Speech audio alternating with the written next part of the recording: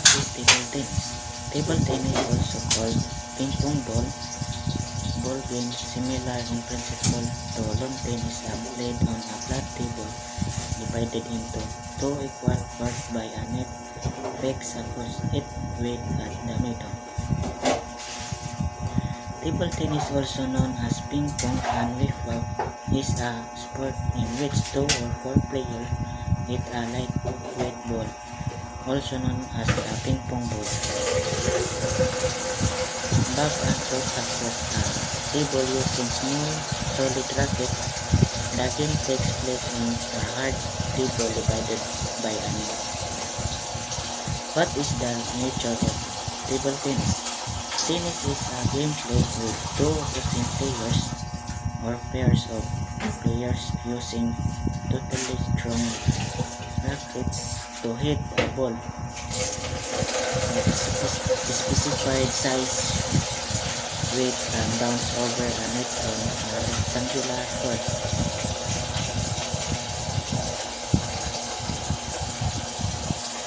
The game was invented in England in the earlier days of the 20th century and was originally called ping pong, a trade name. The name table tennis was adopted in 1921 to 1922 when the World Ping Pong Association formed in 1902 was revived. The original association had broken up about 1905, though apparently the game continued to be played in part of England outside of London, and by the 1920s was being played in many countries. Background of the table tennis. Table tennis, also known as ping pong. It is a sport in which 2 or 4 players hit a lightweight ball, also known as the ping pong ball, and back and forth across a table using small solid racket. The game takes place on a hard table divided by a net except for the initial serve. The rules are generally as follows. Players must allow a ball played toward them to bounce on their side of the table and must return it so that it bounces on the opposite side at least once. A point is scored when a player fails to return the ball within the rules. A play is alters its trajectory and limits opponent's option, giving the hitter a great advantage.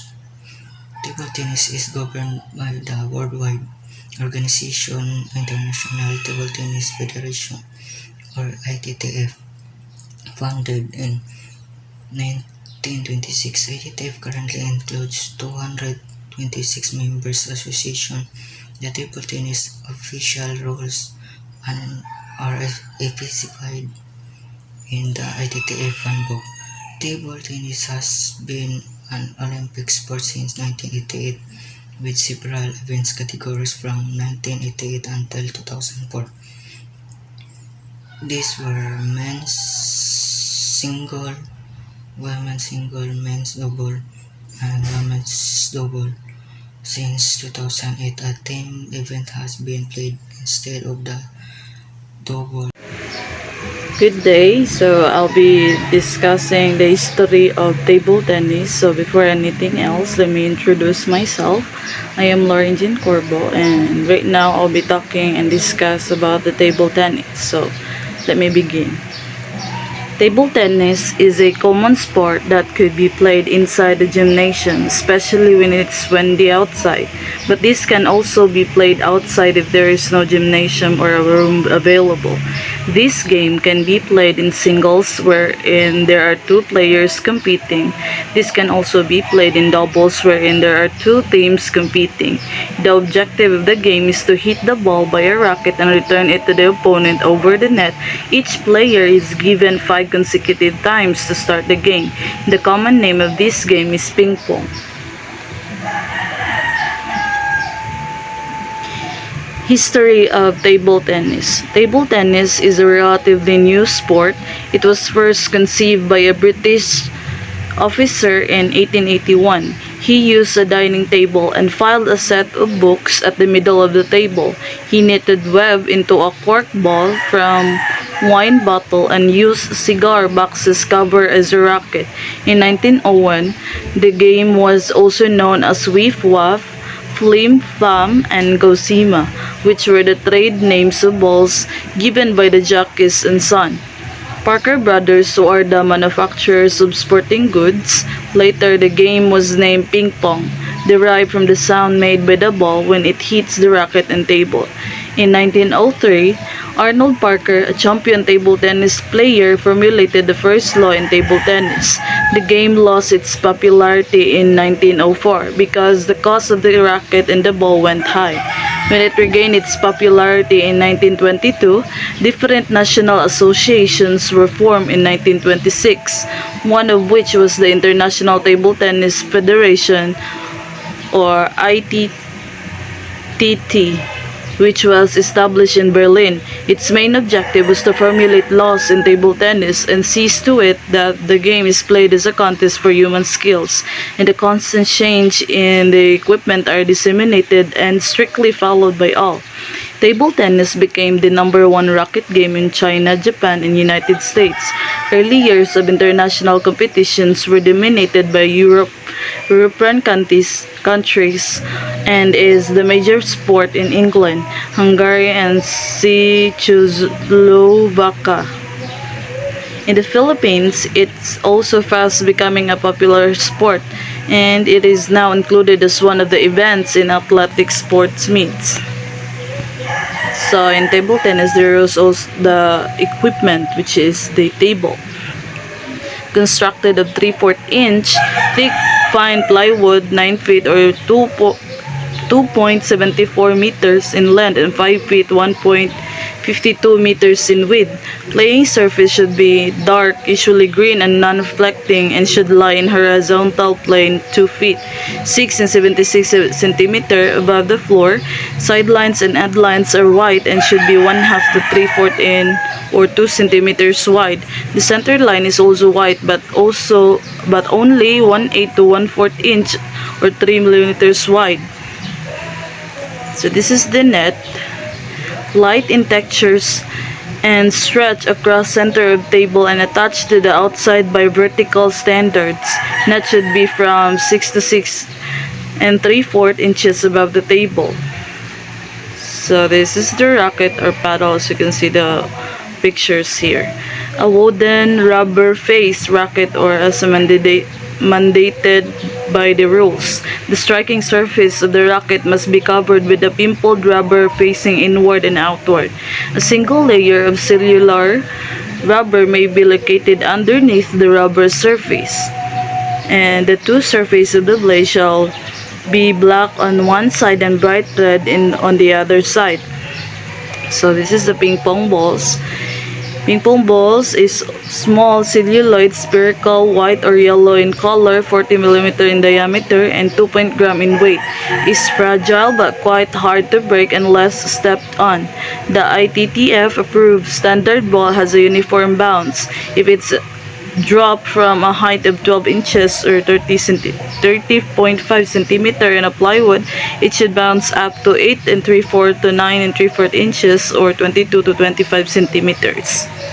Next is the fundamental skills and techniques. Grip and racket control.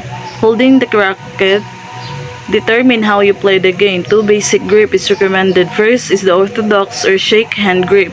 This is popularly used worldwide. Grasp the racket as if to shake hands with it. It gives you the best forehand and backhand. Next is the pen hold grip. This is similar to holding a pen between the thumb and forefinger. The forefinger and thumb reach over the shoulders of the blade, with the other fingers spread over the back. Only one side of the racket is used for both forehand and backhand shots. Next is the stance and footwork. Proper stance and footwork in serving or receiving are just as important in learning table tennis as they are in tennis, badminton, or any sport skill that requires a constantly alert player. Beginner stance in serving. Face slightly to the right side with feet well apart and the left foot forward. Be in position and for about 1.5 to 2 feet directly behind the center line of own court.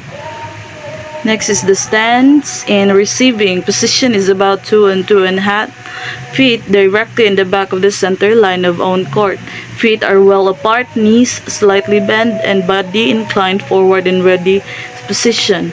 Next is for forehand strokes. The left foot and left shoulder point approx towards the table. Next is the backhand strokes. The right foot and shoulder should point approx towards the table. So here is the serving. First is top spin serves. With either a forehand or backhand stroke, the ball is put into play by projecting it upward from the flat free hand.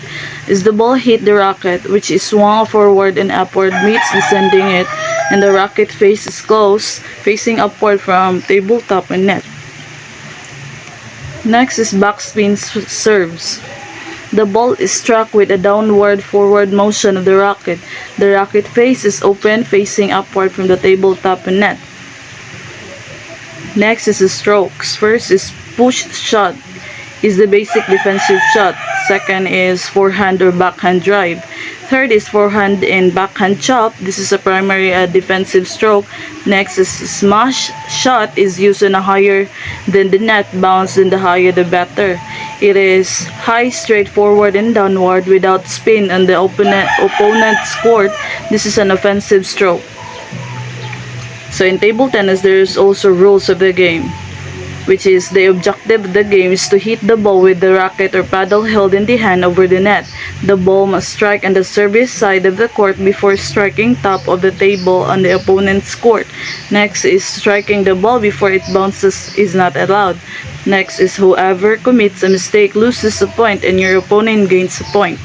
Next is a player or pair first scoring 11 points is the winner of the game. Unless both players or pair scores 10 points, the game shall be won by the first player or pair subsequently gaining a lead of 2 points. A match is won in 3 out of 5 games. So here in the service, a good service is delivered by projecting the ball from the free hand and the projection start from above the playing surface.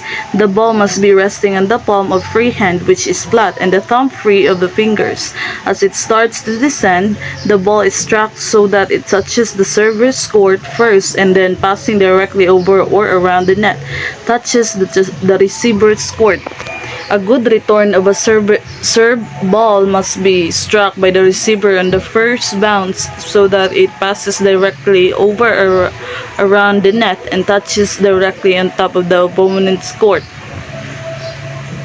So this is for the points. A point is awarded to the opponent in the following circumstances. First, failure to make a good service unless a let is declared. Second is failure to make a good return of a good service or a good return made by the opponent unless a let is declared.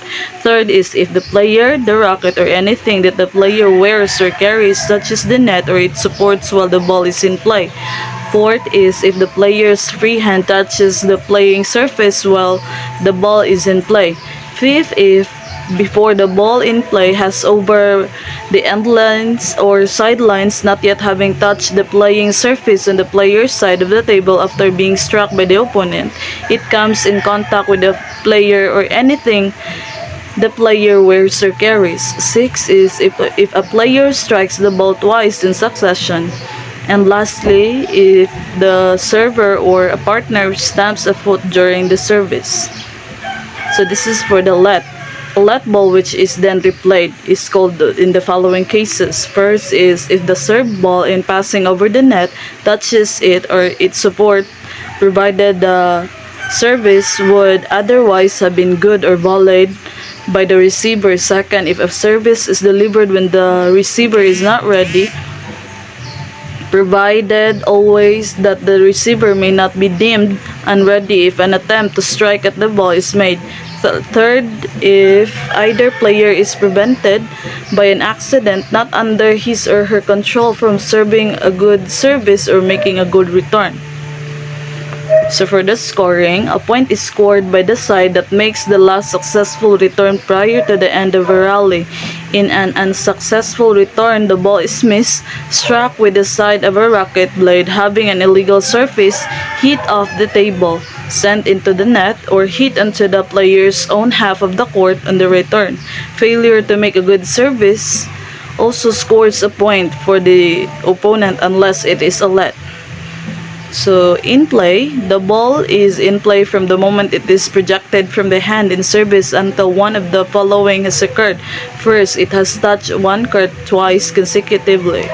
Second, it has except in service touched its court alternately without having been struck by the racket immediately. Third, it has been struck by either player more than once consecutively. Fourth, it has touched either player in anything that the player wears or carries except the racket or racket hand below the waist. Fifth is on the volley, it comes in contact with the racket or the racket hand below the wrist. Last is it has touched any object other than the net supports. So that would be all about the table tennis. Thank you. Have a great day.